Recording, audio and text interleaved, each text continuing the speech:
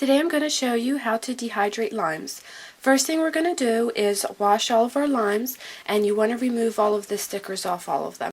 To cut your slices, you can either cut them regularly with a knife, or we can use a mandolin to cut all of our limes. The advantage of a mandolin is it will go a lot more quicker, plus it will also give you perfectly even slices each time. Once you have your limes cut, we're going to just lay them out onto our dehydrator in nice even rows and just keep going until you fill up your tray.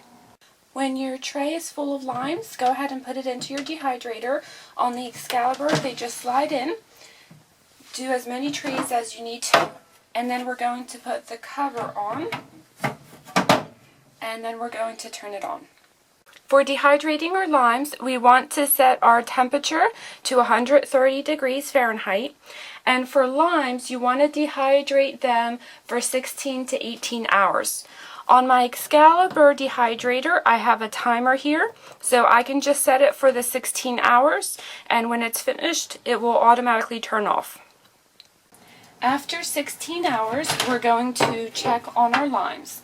When checking our limes, we want to make sure they are firm and brittle, and you want to squeeze in between where the flesh is to make sure there's no stickiness. If you feel any stickiness, this has not dehydrated enough, so you want to put it in for another couple hours. You're much better off dehydrating longer than necessary than not enough. If we try to put in the limes into our containers, if they're still a bit sticky, if everything hasn't dehydrated, you're going to get mold and spoilage in your container. So better safe than sorry. The other thing we're also going to do is, right now these have finished dehydrating, but they're still really hot because we just turned off our dehydrator. So we want to let this cool for about a half hour so it's cool to the touch. Same thing if we put them into our storage container while they're hot, that's going to create moisture, which will again lead to spoilage. So we're going to let this sit for about a half hour. Once your limes have cooled down for about a half hour, we're ready to start peeling them off the trays and put them into whatever your storage container is going to be. I tend to limes do plastic bags because I have so many of them.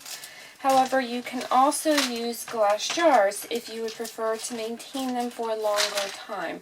The glass jars do better with keeping out the moisture, any air and things like that, so they will last longer. If you end up doing the glass jars, you may also want to consider putting in a food-grade oxygen absorber. It helps take out the excess air, again, helps prevent spoilage and moisture from getting in, and it helps keep your limes longer. Whatever container you decide to do, write down what is going into the container, and it would also be helpful to write down when you made them. That way you can rotate your food more easily.